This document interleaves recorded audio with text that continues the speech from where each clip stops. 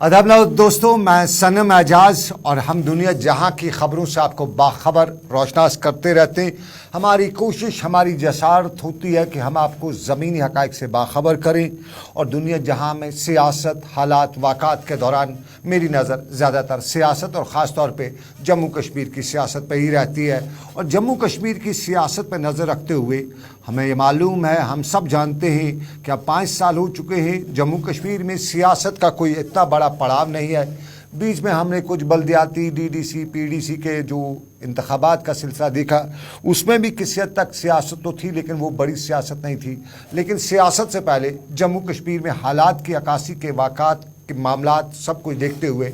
हमने देखा कि एक बड़ा नाम गुपकार अलायंस के तौर पे सामने आया। उसी गुपकार अलायंस के बीच में कुछ सरफटोल भी देखने को मिली, लेकिन उस सरफटोल के पीछे और आगे की कहानियाँ कुछ लोग दिल्ली से जोड़ने लगे। कुछ लोग दिल्ली में भी ये बता रहे थे कि गुपकार अलायंस बड़ा ख़तरा भी बन सकता है। और फिर उसी गुपकार अलायंस के पस मंज़र के बाद की कहानी के बीच अब नज़र है 2023 में, जहाँ पार्लिमानी इंतखाबात तो इस साल है नहीं, लेकिन असम्बली इंतखाबात के हवाले से जब भी हम सियासत या रियासत, जब भी के जितने भी प्लेयर्स हैं उनसे बात करते हैं तो सब सरेंडर ही करते हैं और बताते हैं कि हम तो बेबस हैं, हम तो कुछ मालूम, हमारे पास कोई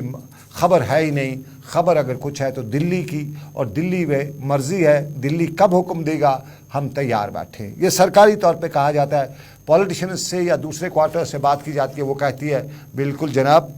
आइन और कानून एक तरफ, लेकिन दिल्ली मेहरबान तो बात बनेगी। तो दिल्ली मेहरबान असम्बली इंतखाबात के हवाले से अभी तक नज़र नहीं आ रही है। अपने अपने तरीके से लोग उसकी रायज़नी करते हैं। कुछ लोग कहते हैं सारा फंडा जो है ये बीजेपी ने डाल रखा है, क्योंकि उनको अपनी बेस खिसकती हुई नज़र आ रही है। और कुछ लोग कहते हैं जो अपने अपनी तरह से अपने अपना नुक्ता निगाह पेश करते हुए बता रहे हैं कि दिल्ली ने अभी बहुत से कानून यहाँ लागू कराने हैं, उनको फाइनलाइज करना है, तो इसलिए असम्बली इंतखाबात करके पावर शिफ्ट दिल्ली करना नहीं चाहती है। लेकिन इसके बीच में दो बड़े मामला थे। एक तो इस साल जो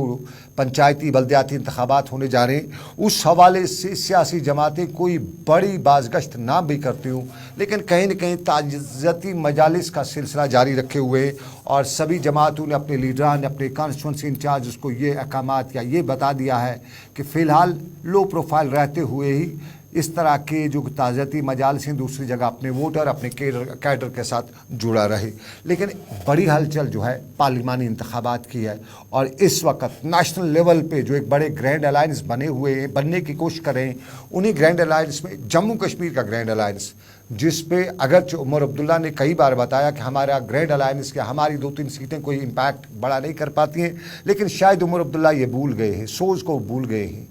अगर उमर अब्दुल्ला को सैफुद्दीन सोज याद होते, उनका वो एक वोट याद होता, तो शायद उमर अब्दुल्ला ये बात नहीं करते। लेकिन बाकी जो लीडरशिप है जम्मू कश्मीर की,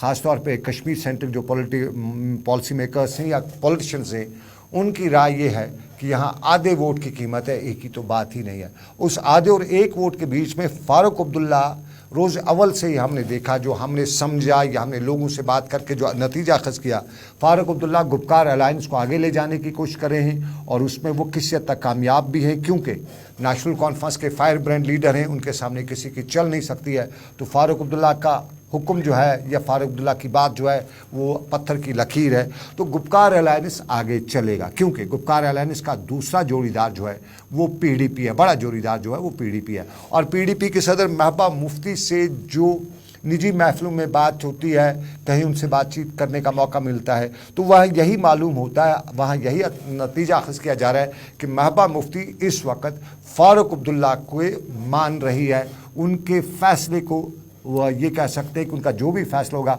उसको वो तन रज़ा आगे ले जा रही है और उसकी मुखालफत नहीं कर रही है। तो फ़ारूक अब्दुल्ला अगर ग्रैंड अलायंस का बोल रहे हैं तो महबूबा मुफ्ती उसकी मुखालफत न कर रही है, न कर सकती है, न उसको हालात, ज़मीनी हक़ाइक़ इसकी इजाज़त भी देंगे, क्योंकि आवाम की बड़ी आबादी जो है, लगभग मैं कह सकता हूँ 70 से 80% आबादी जो कश्मीर डिवीज़न की है, वो ग्रैंड अलायंस की बात कर रही है, गुपकार अलायंस की बात कर रही है, और वो चाहते हैं कि यहाँ की सियासी जमातें जो है वो इकट्ठे रहें और आगे क्या, क्योंकि इन 5 सालों के दौरान या पिछले 5-8 सालों के दौरान जो कुछ भी हुआ है उससे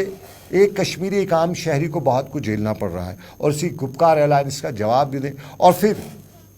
जब पार्लिमानी इंतखाबात की बात आ रही है तो कश्मीर की लीडरशिप जो है पॉलिटिकल पार्टीज़ पे बड़ा प्रेशर बना चुकी है। जो सेकंड और थर्ड लाइन जो लीडरशिप है वो पॉलिटिकल पार्टीज़ पे बड़ा प्रेशर बना रही है, क्योंकि आवाम का प्रेशर उन पे है। और आवाम ख़ासतौर पे नौजवान जो हैं वो ये मानते हैं, ये समझते हैं कि पिछले 5 सालों के दौरान जो हमारी लीडरशिप पार्लियामेंट में गई वो कोई काबिल कदर कारनामा या काबिल कदर रोल वहाँ पे अंजाम नहीं दे सकी। तो अब की बार जो लीडरशिप दिल्ली जाएगी वो फायर ब्रांड हो, जो बात कर सके, जो दहला सके। तो दिल्ली को दहलाने के लिए किन किन नामों पे तजवीज़ किया जा रहा है? साफ जाहिर है गुपकार अलायंस हो रहा है, तो गुपकार अलायंस पे फारूक अब्दुल्ला साहब श्रीनगर से खुद लड़ने की बात नहीं कर रहे हैं, बल्कि नेशनल कॉन्फ्रेंस के हल्के बता रहे हैं कि श्रीनगर से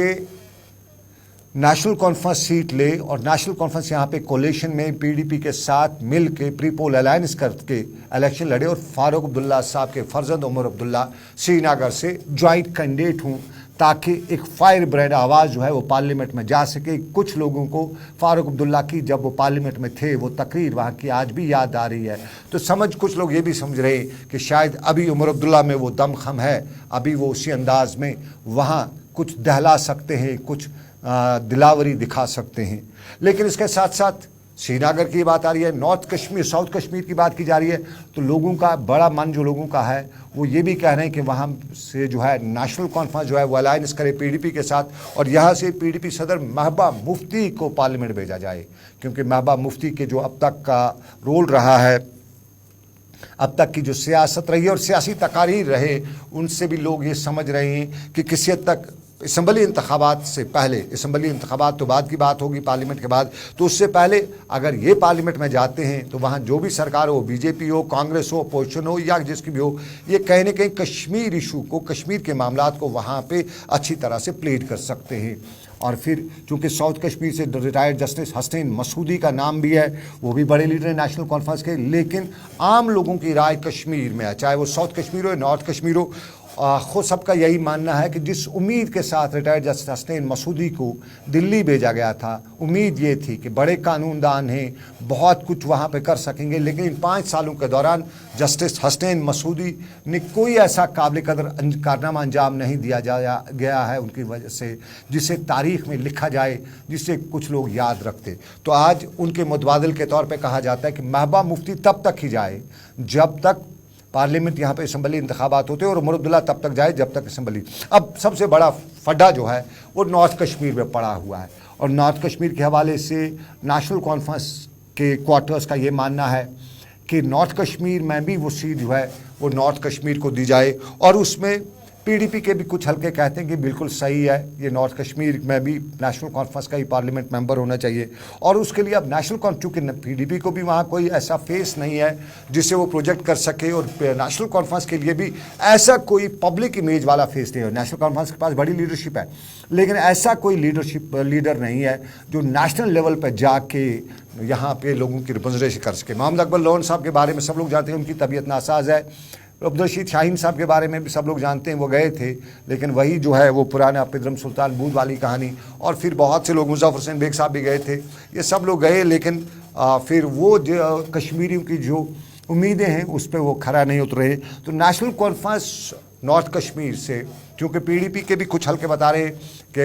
बेटर हमारा ये है कि हम नेशनल कॉन्फ्रेंस को ही सपोर्ट करें, क्योंकि नेशनल यहाँ इन 3 सीटों में अगर कहीं पे पार्लियामेंट मुकाबला है तो वो नॉर्थ कश्मीर में है, क्योंकि नॉर्थ कश्मीर में पीपल्स कॉन्फ्रेंस की तरफ से सजाद गनी लोन इंतखाबात में होंगे, पार्लिमानी इंतखाबात में, तो उनका मुकाबला करने के लिए यहाँ पे 2 जमातें पीडीपी और नेशनल कॉन्फ्रेंस मुत्तहिद होकर इलेक्शन लड़ रही है। और इसमें जो कंसेंसस है नेशनल कॉन्फ्रेंस की लीडरशिप का, वो एक नाम पे बन रहा है, और वो नाम है मीर सैफुल्लाह का। और उसकी वजूहत है, कुपवाड़ा जो है वो पीपल्स कॉन्फ्रेंस का गढ़ भी माना जाता है, बेस भी माना जाता है। गढ़ तो नहीं कहेंगे, बेस कहेंगे। वहाँ की कुछ हंदवाड़ा सीट है, कुपवाड़ा सीट है, वहाँ पे पीपल्स कॉन्फ्रेंस को अच्छा वोट है। तो माना ये जा रहा है कि सजाद गनी लोन के मुकाबले अगर मीर सैफुल्लाह को खड़ा किया जाए, मीर सैफुल्लाह नॉर्थ कश्मीर से नेशनल कॉन्फ्रेंस के बड़े लीडर है, और पार्लियामेंट में वो पिछले जो है नेशनल कॉन्फ्रेंस की सरकार में वज़ीर भी रहे, और उनकी अपने इलाके में, हंदवाड़ा के इलाकों में, कुपवाड़ा, करालपुरा, टंगडार, लोलाब, इस एरिया में बड़ी पहुंच भी है, पकड़ भी है। तो ये न सिर्फ पीपल्स कॉन्फ्रेंस को वहाँ पे वहाँ पे उनका जवाब दे सकती थी। उसके आगे भी फिर पीपल्स कॉन्फ्रेंस के मुकाबले में यहाँ जो उनकी बाकी लीडरशिप है, चाहे वो बांडीपुरा हो, चूँकि आपकी कुपवाड़ा की सीट जो है, ये पार्लिमानी सीट बारामूला कुपवाड़ा ये जो टंगमर्ग तक फैली हुई है, तो यहाँ पे एक बड़ा मुकाबला जो है मीर सैफुल्लाह जो है उसका मुकाबला सजाद गनी लोन नहीं कर सकते। जबकि अगर किसी और एरिया का, बांडीपुरा कहीं और का कोई लीडरशिप आ ही जाता है तो फिर कुपवाड़ा, नॉर्थ कश्मीर के कुपवाड़ा डिस्ट्रिक्ट से सजाद को फुल फ्लेजेड वोट चले जाएंगे, तो वो उसके लिए उन लोगों के लिए ख़तरे की। तो कुल मिला के नॉर्थ कश्मीर से फ़िलहाल नेशनल कॉन्फ्रेंस का जो मुजवज़ा जो हम कहेंगे या फेज़ जो है इस वक्त मीर सैफुल्लाह निकल के सामने आ रहा है। और इसमें कल जो है टंगमर्ग के द्रंग इलाके में कल जो नेशनल कॉन्फ्रेंस के नॉर्थ जोन की मीटिंग है, वो हतमी मीटिंग में उसमें फ़ैसला भी हमारे ज़राए कहते हैं लिया जा सकता है। लेकिन बड़ा इंपॉर्टेंट सवाल है जम्मू में कांग्रेस कहती है कि जम्मू का खिता जो है कश्मीर में हम आपको पूरी तरह से सपोर्ट करेंगे। तो जम्मू में कांग्रेस का है वो पीडीपी और नेशनल कॉन्फ्रेंस दोनों को बता रही है कि आप अपने कैंडिडेट्स खड़ा ना कीजिएगा, हमें सपोर्ट करिएगा और उस सपोर्ट के बाद हम हमारा कैंडिडेट। लेकिन जम्मू में हरीशदेव सिंह भी हैं, कहीं ना कहीं उनके बारे में खबरें आ रही हैं कि वो भी इस वक्त मन बना चुके हैं कि वो नेशनल कांग्रेस को ही सपोर्ट करें। और कुछ खबरें ये भी हैं कि चौधरी लाल सिंह भी कांग्रेस को सपोर्ट करना चाहते हैं इस वक्त जम्मू में, क्योंकि चौधरी लाल सिंह का भी एक बड़ा पैकेट है, हरीशदेव सिंह का भी एक बड़ा जो पॉकेट है, तो वो वहाँ पर है। और फिर खिते पीर पंचाल जो है डोडा, ये जो राजौरी का निचला साइड वाला इलाका या दूसरे इलाके, उसमें भी एक अच्छा खासा जो इन्फ्लुएंस है नेशनल कॉन्फ्रेंस और पीडीपी का, उसके साथ साथ आम आदमी पार्टी वहाँ पे है। तो ये सारी चीज़ें तो जॉइंटली जो है जम्मू कश्मीर में जमातें जो इलेक्शन लड़ना चाहती हैं, लेकिन बड़ा फायदा जो है वो लद्दाख में पड़ रहा है। और हमारे जो ज़राए हैं उनका यही मानना है कि लद्दाख में जो वहाँ पे जो इस वक्त अलायंस चल रहा है, पब्लिक अलायंस, वो लद्दाख करगिल जो है, करगिल लेह जो अलायंस है, जो सरकार के सामने खड़ा है और बातचीत का सिलसिला भी उनका सरकार से चला है, उनके साथ इस वक्त नेशनल कॉन्फ्रेंस पीडीपी और कांग्रेस की बातचीत चल रही है। और उनका माना जा रहा है कि नेशनल कॉन्फ्रेंस चाहती है कि वो लद्दाख की सीट जो है वो नेशनल कॉन्फ्रेंस को दी जाए, क्योंकि उनका मानना है कि उन्हें लेह में भी अच्छा खासा वोट है उनके पास और करगिल में उनके पास बहुत खासा वोट है, तो वो नेशनल कॉन्फ्रेंस को दी जाए। ताहम कुछ हल्के वहाँ से ये बता रहे हैं कि वहाँ से जो लद्दाख का अलायंस जो बना हुआ है, करगिल ले अलायंस, वो अपना जॉइंट कैंडिडेट खड़ा कर रहा है। और उनके कैंडिडेट, उनका ये कहना है कि नेशनल कॉन्फ्रेंस पीडीपी कांग्रेस ये सारी जमातें जो हैं वो उनको सपोर्ट करें। अब देखना होगा कि ऊँट किस करवट बैठता है, क्योंकि पार्लियामानी इंतखाबात से पहले ये हल्की फुल्की हलचल जो है ये शुरू हो रही है। और इसी शुरुआत में फ़िलहाल ताज़ियती मजालिस का ही जो मीटिंगों का सिलसिला सियासी जमातों का है वो जारी रहेगा और उसके बाद कुछ होगा। लेकिन बड़ा ब्रेक थ्रू जो है वो हमें 2 महीने के बाद मिलने को है लगभग। ये बड़ा ब्रेक थ्रू, ये जो मुख्तलिफ सियासी लीडरान हैं, जिनमें बशारत बुखारी हैं, जिनमें कुछ और लोग हैं जो मीर फयाज़ हैं कुपवाड़ा से, कुछ और नाम भी सामने आ रहे हैं, खित्ते चिनाब से, राजौरी पुंछ से भी कुछ नाम आ रहे हैं जो कभी पीडीपी में थे, फिर वहाँ से चले गए, फिर वहाँ चले गए। तो उन लोगों के बारे में भी बड़ा ब्रेक थ्रू लगभग 2 महीने बाद आ रहा है। और इस 2 महीने के बाद जो दिल्ली में हमारे ज़राए वो ये कहने कि कोई नई दुकान खुलने वाली है नहीं, क्योंकि अब इतनी फंडिंग तो होगी नहीं, अब इतनी फंड तो होनी नहीं है। दिल्ली समझ चुकी है कि किसकी यहाँ पे कितनी क्या पकड़ है, तो कोई बड़ी दुकान तो खुलने वाली नहीं है। वही पुरानी जो छोटी परचून वरचून बेच रही है तो उन्हीं पे काम चलेगा। तो इसी परचून की दुकानों के बीच में ये जो लोग हैं ये क्या करेंगे। 2 महीने बाद हमारे पास बड़ी ज़राए से खबर आई है कि ये घर वापसी भी कर सकते हैं कुछ, और कुछ इधर उधर हाँकेंगे भी, लेकिन कुछ बड़े नाम आ रहे। तो ये लगभग थोड़ा सा इंतज़ार आपको करना पड़ेगा। तब तक के लिए उस इंतज़ार के लिए आप हमारे साथ जुड़े रहिएगा। लेकिन मुझे दीजिएगा इजाज़त, रखें अपना ख्याल, अल्लाह हाफिज़।